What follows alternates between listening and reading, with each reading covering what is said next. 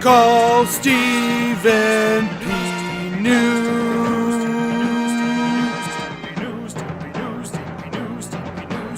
If you need to sue.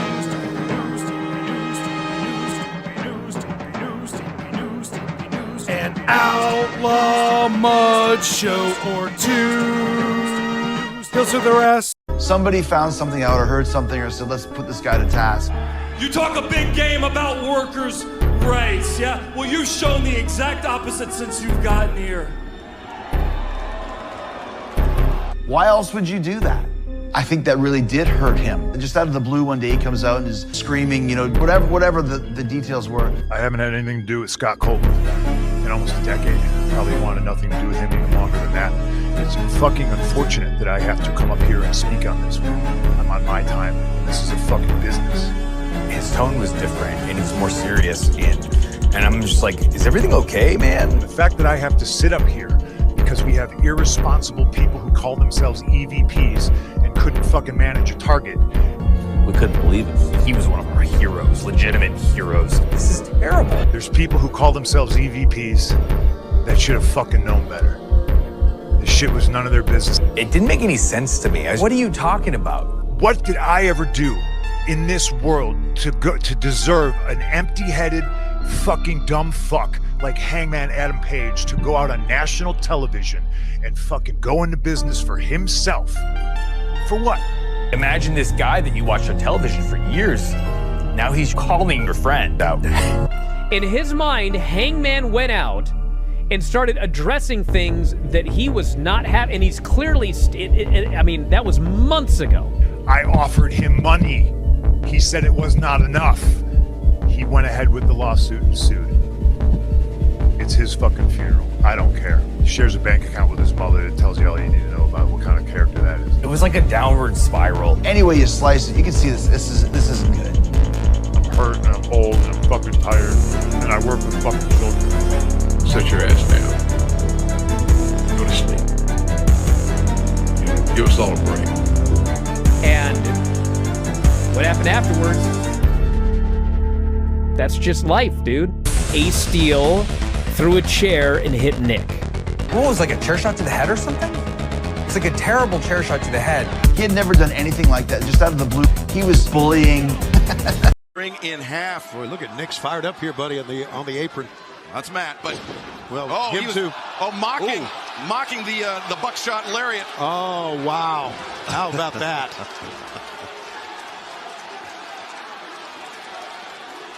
Don, after Full Gear, I know that. I mean, we didn't have. You got a personal chef? Oh, process. Process. I thought it was process too. We say it correctly in Canada, Shivani. Well, look at this now. Kenny Terminator Omega. clap, ring it out in this building. Picture, it looked bleak for the Elite, but now, oh, look at Omega just biting the arm of Kenny Pack. That's Keith. I've never seen Kenny do something like that. Referee's warning him. Hammer throw into the ropes, reversed. Omega looking to hoist up the green overalls. Yeah, Pac and Omega know each other so well. A GTS by Omega instead. I can't even believe we're still having this conversation, or that anybody in the right mind would trust Tony Khan's leadership in a situation like that. Mans is still shaking in his boots from a temper tantrum at an AEW media job fair in September, which to this day has not been resolved. And motherfuckers think AEW can just shrug off those lingering tensions and do the same type of worked shoots that got us here in the first place? Worked shoot storylines require authority and direction and leadership and backbone from the promoter, all of which Tony Khan does not have. Tony is too scared to even talk about how he feels regarding the brawl out 9 months ago. How can he or AEW be trusted to broker a peaceful and professional working relationship between the scared to death EVPs and the single most radioactive wrestler in history? AEW merch is horrible. Like, seriously, the Young Bucks and pro wrestling tees played a huge part in the DIY rise of BTE. But what happened? Shut up, bitch! That's the t-shirt? What are you gonna wear this to a library? Nick Wayne's mom? That's the shirt? Who's this for? Does Mama Wayne wear this on field trips as Nick's chaperone?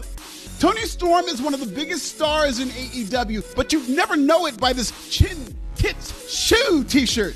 Yes, that is a great catchphrase, but a horrible t-shirt. The only person who should be wearing this is wrestling otaku because it almost perfectly describes him, except it should say double chin tits shoe because one shoe is all he can afford these days. Having said that, Chris Jericho's merch is actually pretty fire.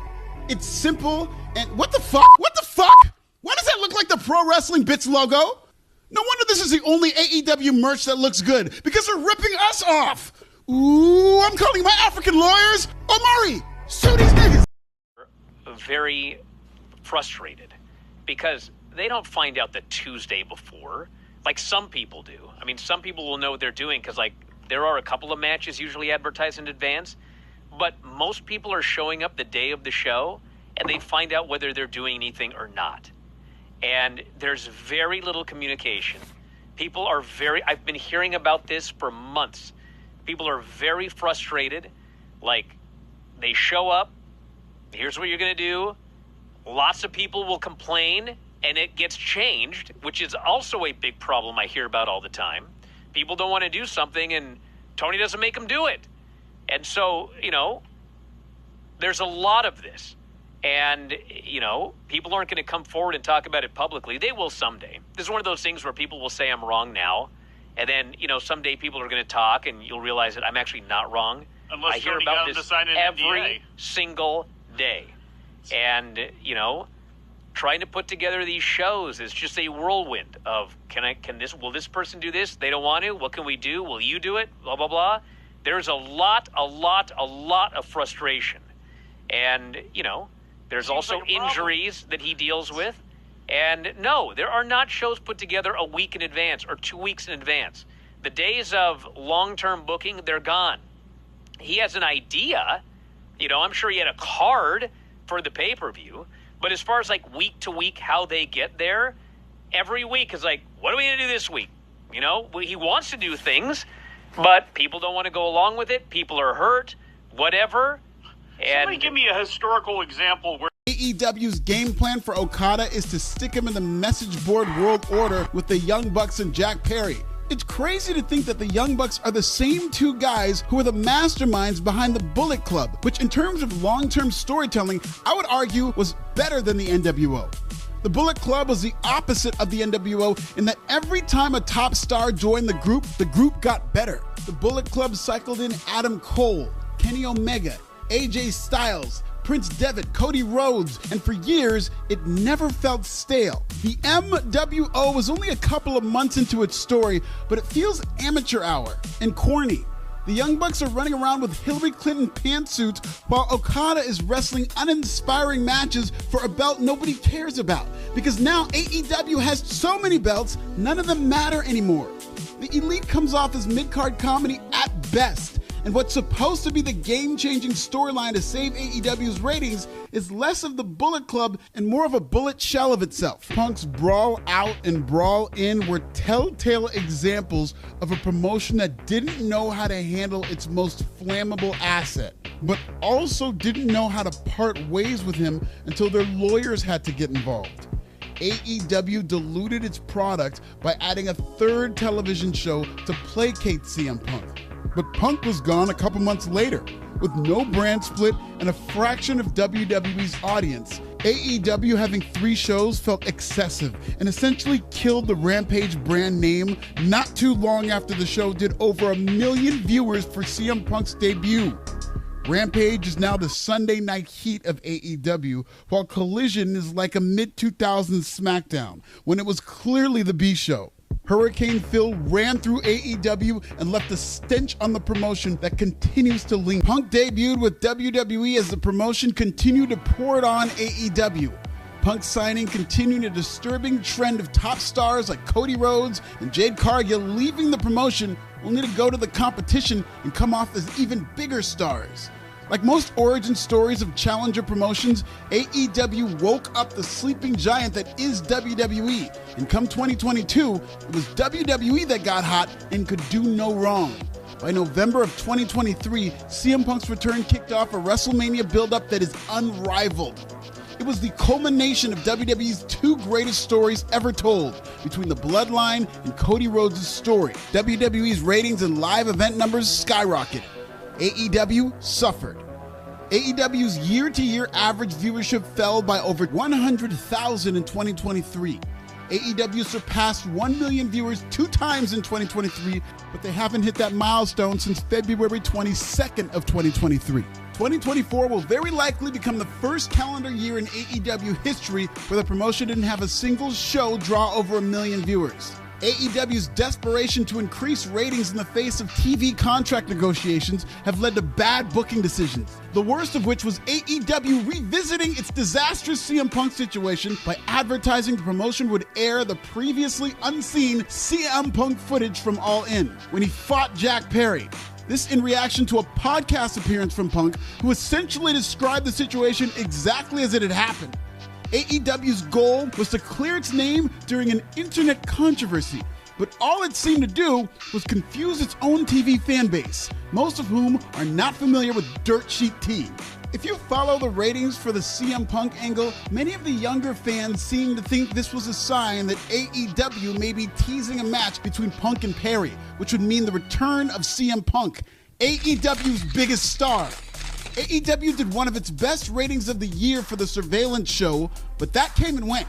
AEW didn't build momentum to its current storylines coming out of that show. The opposite happened. AEW's 819,000 viewers for the Brawl In recap was a huge increase from the 752,000 the week before. But AEW Dynamite fell to 762,000 and bottomed out with 683,000 views the week after, its worst viewership in years. Sports competition aside, this tells me that there was a fan base interested in CM Punk's appearance on AEW TV, but once they found out that wasn't happening, they left. This was a particular problem in 18 to 34. AEW tried to use its cousin Phil momentum to build towards an NWO-like angle with the Elite, but it continues to hover in the 700,000 range. Thankfully, MJF will be a much-needed boost.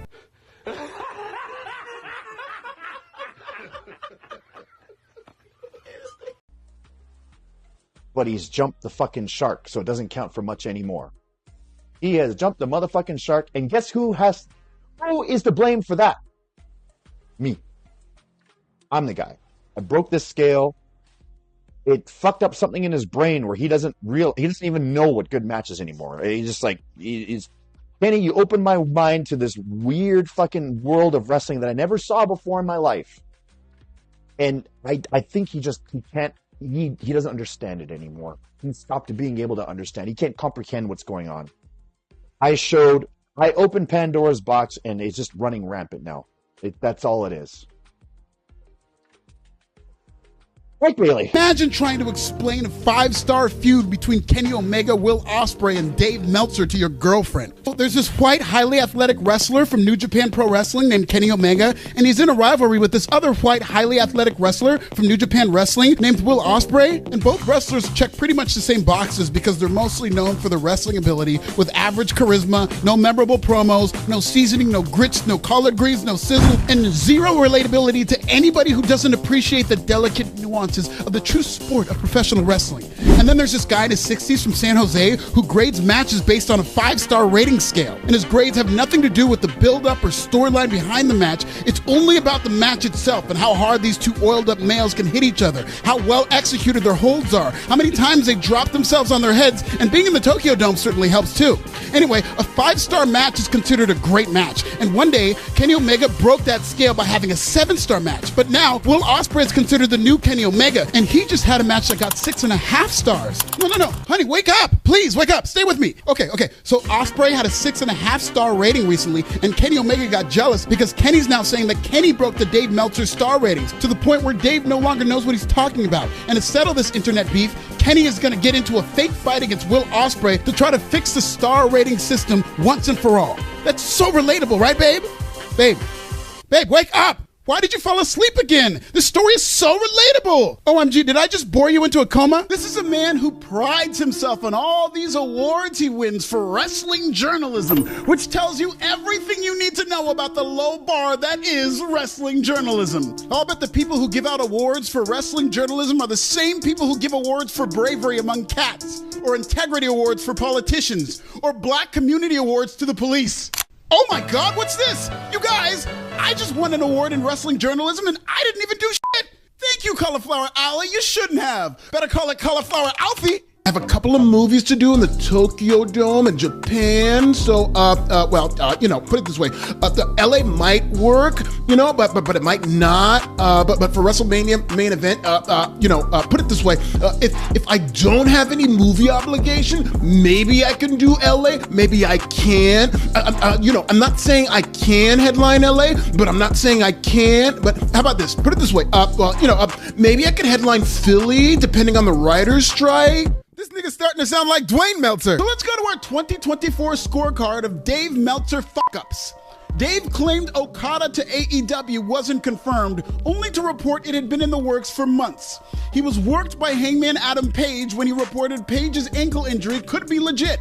He misreported that Tommy Dreamer was head of TNA Creative. Dave incorrectly reported WWE on Fox would be in lame duck mode. And not only did they load up the shows with The Rock during WrestleMania season, SmackDown has Stone Cold and The Rock, Roman Reigns and Cody Rhodes on the same damn show. Does that sound like lame duck booking to you?